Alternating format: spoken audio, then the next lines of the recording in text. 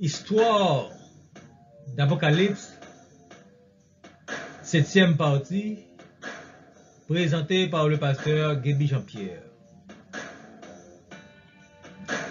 La bête assise sur 7 montagnes et 7 empires.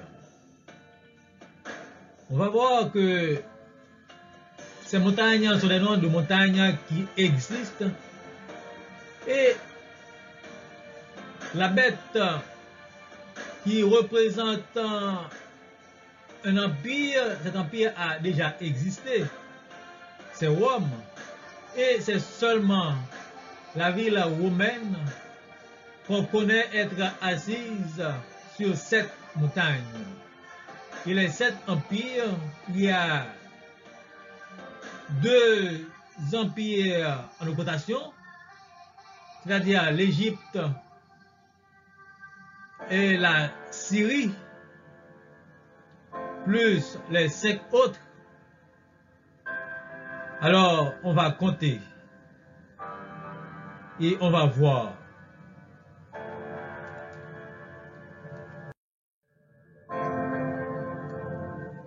Daniel 7, verset 23, comme nous le savions déjà, c'est un quatrième animal. Daniel 7, verset 24, ces 10 cornes sont 10 rois qui s'élèveront de ce royaume. Et la partie bleue du verset 24, le quatrième animal, c'est le quatrième royaume. Daniel, Apocalypse 13, verset 1er, les 10 cornes. Et je vis monter de la mer une bête qui avait 10 cornes et 7 têtes. Et sur cette tête, des noms de blasphème. 10 cornes et 7 têtes. Et on va voir, et on a déjà vu, les 10 cornes sont 7 pays, mais pas des pays qui ont déjà existé, des pays qui ont à venir. Et les 7 têtes sont 7 montagnes et 7 empires. Apocalypse 17, verset 7. Je te dirai le mystère de la femme et de la bête qui la porte. Cette bête qui a 7 têtes et 10 cornes. La femme n'a pas 7 têtes et 10 cornes, mais la femme est assise sur la bête de l'Apocalypse 13. Cette bête-là qui aura donc le pouvoir du monde selon Daniel 9, verset 27 aussi, et qui établira son abomination en terre sainte d'Israël.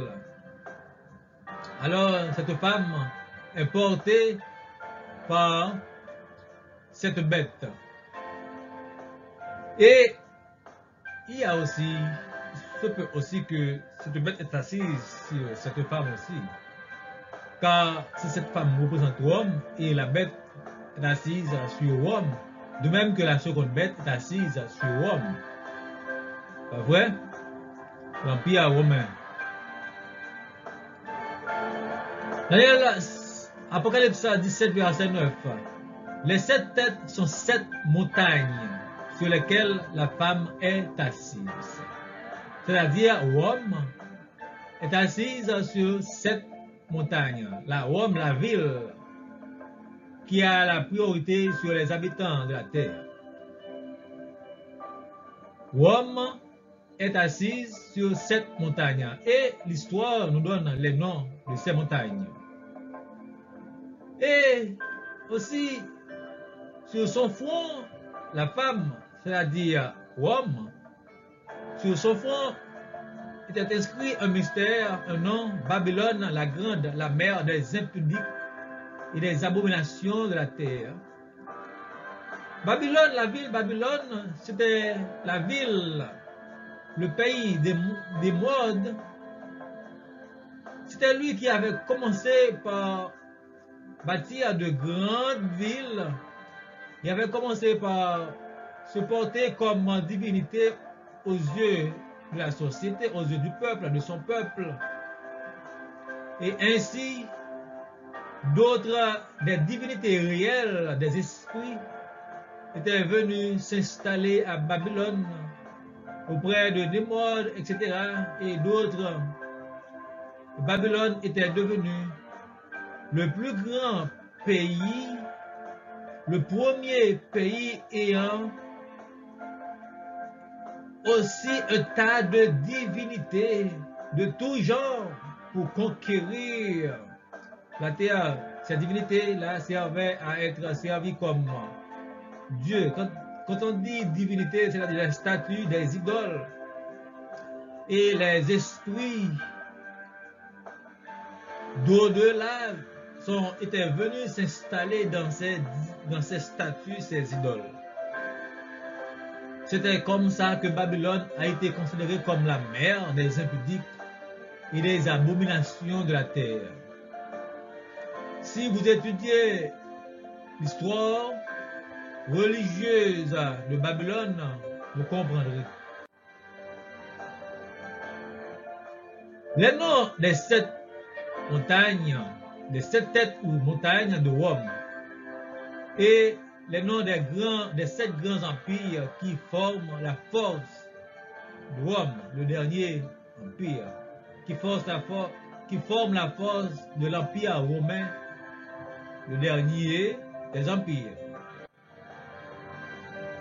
Les 7 montagnes, comme la femme est assise sur 7 montagnes, on s'en souvient que Apocalypse 13, verset 1er, il y avait une bête qui était assise sur 7 montagnes. Et la bête que tu as vue elle n'est plus, elle doit monter de l'abîme et aller à la perdition. La bête qui était assise sur cette montagne elle n'est plus, c'est-à-dire, quel est l'empire qui était? C'était Rome. Quel est l'empire qui n'est plus? C'est l'empire romain. Alors, pour le dernier des empires, l'empire dernier qui avait écrasé la Grèce pour prendre sa place, et qui doit monter de l'abîme. Alors, Apocalypse 13 a dit, cette bête avait pris un coup mortel, et cette bête doit revenir, doit sortir de l'abîme, comme l'Apocalypse 17, verset 8 l'a dit, et aller à la perdition et en finir pour toujours. Alors, cette bête, qu'elle était et qu'elle n'est plus, et qu'elle reparaîtra. Car les habitants de la terre, lorsqu'ils verront cette bête, l'empire romain reparaître, alors les habitants de la terre s'en réjouiront. C'est ici l'intelligence en Apocalypse 17, verset 9, qui a la sagesse. Les 7 têtes sont 7 montagnes sur lesquelles la femme est assise. 7 montagnes. Alors, ces 7 têtes, le seul pays, comme je l'avais dit, qui est assis sur 7 montagnes, c'est Rome, la ville romaine. Selon Wikipédia, les 7 collines de Rome, 7 monts, 7 collines de Rome, en latin, septenne montes, désignent traditionnellement les principales collines sur lesquelles s'étend la ville de Rome antique, sur la rive à gauche du Tibre. C'est ici, les 7 montagnes sont, alors on voit Vatican ici, Vatican est assis sur Rome, et Vatican est aussi assis sur les 7 montagnes. Aventin, en latin, Aventus. Collis, seconde montagne. Capitole, une troisième montagne. L'Esquilin, une 4e montagne. Le Palantin, une 5e. Le Quirinal, une 6e. Et le Viminal, la 7e montagne. Et cette femme ayant 7 têtes et 10 cornes Et on comprendra que ce sont aussi 7 rois. Apocalypse 17, verset 10. Ce sont aussi 7 rois, 5 sont tombés, un existe, l'autre n'est pas encore venu. Et quand il sera venu, il doit rester peu de temps. 5 sont tombés. Un existe. Dans le temps, qui existait? Alors, dans ce temps où l'Apocalypse avait été rédigé, c'était Rome qui existait. Et il y avait alors 4 empires qui étaient déjà avant. Donc, 4 empires qui étaient cités avant, c'était Babylone, Mède et Perse, Grèce, Rome. Mais 5 sont tombés. 5 sont tombés. Un existe, c'est-à-dire l'existant est Rome, plus les 3 avant Rome. Maintenant, il nous reste 2.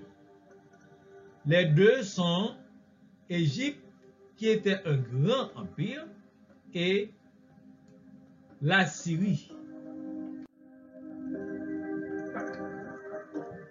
Rome, Grèce, Médo-Perse, Babylone. Alors, on prend à revers Assyrie et Égypte.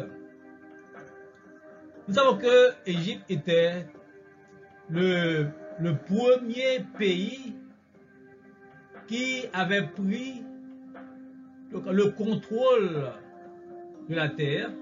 Et ce premier pays était un pays de l'Afrique noire. C'était un pays de gens noirs. C'était un pays de gens sans couleur. La couleur noire, c'est toutes les couleurs reviennent à la couleur noire quand on les fait dark, quand on les enfonce, quand on les met un peu plus foncés. Toutes les couleurs deviennent noires. Ce qui veut dire que noir n'est pas une couleur. Mais c'est l'enfoncement, c'est l'endurcissement des couleurs. C'est-à-dire la couleur noire, une personne noire n'est pas noire, mais jaune. Qui est enfoncé, qui se trouve que sa couleur est enfoncée et ça est devenu un peu marron et likely noir, mais pas réellement noir. Donc, comme on les appelle des gens noirs, même quand ils ne sont pas noirs, mais jaunes, enfoncés, ou bien jaune qui est devenu marron, mais c'était l'Égypte, cette première civilisation qu'on appelle noire, qui avait pris le contrôle de la terre, connue